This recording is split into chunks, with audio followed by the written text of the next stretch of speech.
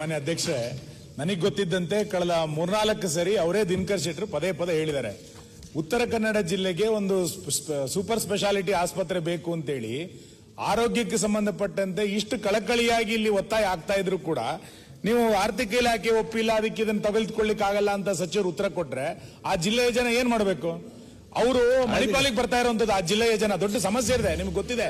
ನೀವು last time ಧ್ವನಿ ಎತ್ತಿದ್ರಿ.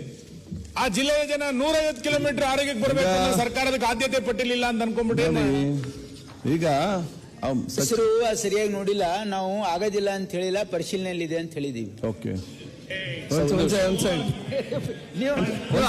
Super speciality ಕೇರ್ಗೋಸ್ಕರ ಈಗಾಗಲೇ ನಾವು ಒಂದು 450 ಬೆಡ್ಡಿಂದ ಹೊಸ ಆಸ್ಪತ್ರೆ ಕಟ್ಟಿದ್ದೀವಿ. ಅದರಲ್ಲಿನೇ ನಾವು ಕ್ಯಾನ್ಸರಿಗೆ ಟ್ರೀಟ್ಮೆಂಟ್ ಕೊಡೋದಕ್ಕೆ ಅದರಲ್ಲಿ ಪ್ರೊವಿಷನ್ ಮಾಡಿದ್ದೀವಿ. ಅಂದರೆ that's also one of the super speciality ಇದು